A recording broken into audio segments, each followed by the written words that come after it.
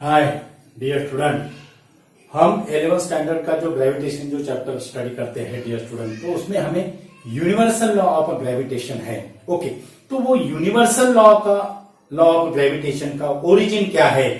तो उसका जो ओरिजिन होता है dear student, why the force is inversely proportional to square of the distance between them and directly proportional to product of their masses. Okay, तो ये जो statement जो है हमें पता है, लेकिन उसका ओरिजिन क्या है?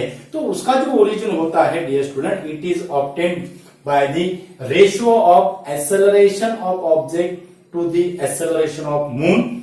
It is the distance of the moon from the earth surface to the distance of the object from the earth surface. Okay, तो उसका जो एक्सेलरेशन का object, acceleration object upon acceleration moon, तो एक्सेलरेशन ऑफ द ऑब्जेक्ट हमें पता है, जो अर्थ पे जो ऑब्जेक्ट होता है उसका एक्सेलरेशन जो होता है, it is acceleration due to gravity 9.8 metre per second square. और मून का एक्सेलरेशन हमने कैलकुलेशन करने के बाद हमें इतना मिलता है 0.027 metre per second square. Okay, तो ये acceleration object to acceleration moon का जो रेशियो आता है, it is equal to 3629। Calculator से इसको अगर हमने सॉल्व किया तो इसका आंसर आएगा 3629। तो उसको हम अप्रोक्सीमेट 3600 कंसीडर करते हैं। कितना? 3600 कंसीडर करते हैं। तो अब जो distance of moon from the earth divided by distance of object from the earth, इसका जो डिस्टेंस जो होता है that is 3.85 into 10 to the power 5 kilometre divided by 6378 kilometre. तो इसका जो रेशियो जो आता है, इसकी जो वैल्यू जो आती है, रेशियो की वैल्यू वो आती है अप्रोक्सीमेटली टू 60। अप्रोक्सीमेटली कितनी आती है? 60 आती है। ओके, तो ये जो 3600 है, ये 3600 हम कैसे लिखेंगे 60 के फॉर्म में? तो ये 3600 हम ऐसे लिखेंगे, ये ऑब्जेक्ट अपॉन ये moon that is equal to 16 का स्क्वायर होगा। ये object a moon that is equal to 16 का स्क्वायर होगा, और 16 का स्क्वायर यानी ये distance of the moon from the earth to the distance of the object from the earth, यानी उसको हम D moon by D object लिखते हैं डियर स्टूडेंट। तो इसका क्या होगा? रेशियो होगा। ओके, अब ये ऑब्जेक्ट ये moon, D object D moon, यानी ये जो रिलेशन है, डी के जगह हम आर कंसीडर करेंगे, क्योंकि हमें आर यूज करते हैं notation, R moon R object. तो ये जो हमें नजर आ रहा है, ये ऑब्जेक्ट ये moon that is equal to R moon R object, और इसका क्या है? रेशियो है। मींस ये inversely proportional to square of the distance between them, inversely proportional to square of the distance between them. Okay, तो ये हमें कैलकुलेशन से मिला है। ओके, तो उसके बाद अब according to Newton second law of motion, force that is equal to mass into acceleration होता है। ओके, तो F इक्वल टू मास यानी ऑब्जेक्ट का मास है डियर स्टूडेंट, ध्यान में रखना है, ऑब्जेक्ट का मास है। और एक्सेलरेशन कितना होगा? एक्सेलरेशन है 1/r², यानी यहां पे मिलेगा हमें F equal to small m upon r²। F equal to small m upon r²। Okay, अब ये ऐसा अर्थ है, ये ऐसा अर्थ है। ओके, और ये हो गया यहां पे ऑब्जेक्ट, ये क्या हो गया? यहां पे ऑब्जेक्ट। और ये यहां से जो डिस्टेंस है वो हमने r कंसीडर किया है, यहां से जो डिस्टेंस है हमने r कंसीडर किया है। यानी दो कौन से ऑब्जेक्ट है, ये है ये ऑब्जेक्ट हो गया और उसका जो मास है वो स्मॉल m है और इसका जो मास है वो क्या है, कैपिटल M है। ओके, तो फोर्स जो एक्सर्ट होता है, Newton second law of motion का ये जो फोर्स है F और R sorry m divided by r square, यानी इसकी वैल्यू। ओके, तो ये क्या होगा, दिस फोर्स, ये कौन सा फोर्स है, this force exert by the earth on the object, this force exert on the object। तो ये जो फोर्स है, ये फोर्स अर्थ जो है वो ऑब्जेक्ट पे क्या कर रही है, एक्सर्ट कर रही है। ओके, तो according to Newton's third law of motion, according to Newton's third law of motion, Newton's third law of motion हमें क्या कहते हैं, every action there is equal and opposite reaction. यानी अर्थ ऑब्जेक्ट पे फोर्स अप्लाइड कर रहा है, और जो है वो ऑब्जेक्ट पे फोर्स अप्लाइड करते हैं, तो ऑब्जेक्ट भी क्या होगा, अर्थ पर क्या होगा, फोर्स क्या करेगा, अप्लाइड करेगा। तो उसका जो मैग्नीट्यूड जो रहता है दोनों भी फोर्स का, वो मैग्नीट्यूड सेम रहता है। यहां पे जो हम जो लिखेंगे भी वो होगा कैपिटल M, ये जो स्मॉल m है वो कन्वर्शन होगा कैपिटल M में, और यहां पे हमें मिलेगा यब जो रहता है वो रहेगा यफ, यहां पे ऐसे लिखेंगे हम डायरेक्टली प्रोपोर्शनल टू, और ये भी डायरेक्टली प्रोपोर्शनल टू मास और आर स्क्वायर। ओके, तो ये जो एफ है और ये जो एफ है, इसका मैग्नीट्यूड क्या है, सेम है, इसका मैग्नीट्यूड क्या है, सेम है। अब ये फर्स्ट इक्वेशन हो गया और ये हो गया हमारा सेकंड इक्वेशन।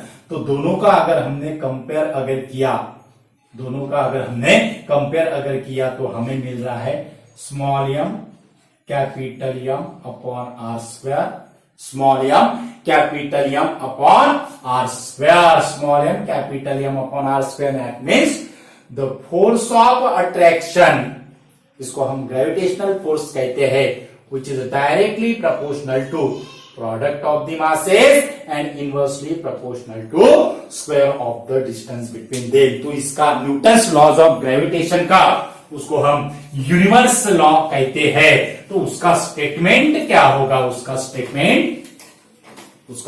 स्टेटमेंट क्या होगा, स्टेटमेंट क्या है, every particle of matter, every particle of matter attracts, every particle of matter attracts with force, every particle of matter attracts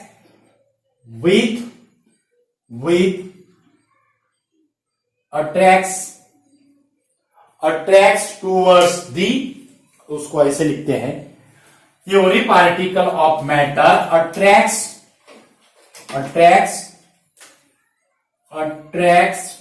towards the every other particle of matter with the force, which is directly proportional to product of their masses and inversely proportional to square of the distance between them, inversely proportional to square of the distance between them, inversely proportional to square of the distance between them। तो ये है हमारा statement, ये क्या है, statement है। Okay, अगर इसको अगर हमें जनरलाइज अगर करना है, जनरलाइज तो ये होगा हमारा स्मॉल m1, ओके, और ये होगा हमारा स्मॉल m2, और इस दोनों का जो डिस्टेंस जो है इट इज r, दोनों का जो सेपरेशन जो डिस्टेंस है वो कितना है, r है। तो according to this law f directly proportional to m1 m2 upon r square, f directly proportional to m1 m2 upon r square. So f equal to some proportionality constant, और वो proportionality constant को हम क्या कहते हैं, it is a gravitational constant. 9th में भी ये लॉ है और 10th में भी हम ये क्या करते हैं, स्टडी करते हैं। ओके, तो g को है जो है वो ग्रेविटेशनल कांस्टेंट है, और g की जो वैल्यू होती है that is 6.67 into 10 to the power -11, 6.67 into 10 to the power -11। और इसका यूनिट क्या होगा, g का यूनिट क्या होगा, g, अब इसको अगर हमने यहां से अगर लिया तो हमें ऐसा मिलेगा m1 m2 g equal to f into R square m1 m2। f is measured in newton, r is measured in metre, newton metre square, m1 m2 यानी kg स्क्वायर होगा, newton metre square per kg square, newton metre square per kg square. ये हो गई g की value और उसका unit. अब g की डायमेंशन क्या होगी, g की डायमेंशन हमें निकालना है तो हमें फोर्स की डायमेंशन लगेगी, उसके बाद r स्क्वायर की डायमेंशन लगेगी, और उसके बाद इसको हम जनरलाइज करते हैं m square, m1 into m2 that is equal to m का स्क्वायर होगा, किलोग्राम इंटू किलोग्राम। ओके, तो यहां पे फोर्स का जो डायमेंशन जो होता है वो होता है m1 L1 T minus 2, m1 L1 T minus 2, और यहां पे हमें मिलेगा L2 मिलेगा, यानी न्यूमरेटर में क्या होगा, m1 L3 होगा, यहां का L1 और ये L2, m1 L3 T minus 2, और यहां पे रहेगा किलोग्राम का स्क्वायर यानी m का स्क्वायर, यहां पे क्या रहेगा, किलोग्राम का स्क्वायर यानी m का स्क्वायर। तो हमें डायमेंशन क्या मिलेगी, m to the power -1 L to the power 3 T to the power -2, m to the power -1 L to the power 3 T to the power -2। तो ये हो गई ग्रेविटेशनल कांस्टेंट की डायमेंशन। इंपॉर्टेंट ऐसी डायमेंशन होती है dear student, objective basis question इस पर आ सकते हैं, न्यूमेरिकल बेसिस क्वेश्चन आ सकते हैं। तो Newton's laws of gravitation, universal law of gravitation means every material particle attract which other in which is place in the universe. जो मटेरियल ऑब्जेक्ट है वो material object every other material object की तरफ क्या होगा, अट्रैक्टेड होगा, means gravitational force is always attractive in nature, it is not in a repulsive in nature. तो important ऐसा वीडियो है, ज्यादा से ज्यादा स्टूडेंट को शेयर कीजिए। हमारे चैनल पे अगर नए अगर यूजर है तो हमारा चैनल सब्सक्राइब कीजिए। हमारे चैनल का जो नाम है वो है equinox physics. Thank you so much.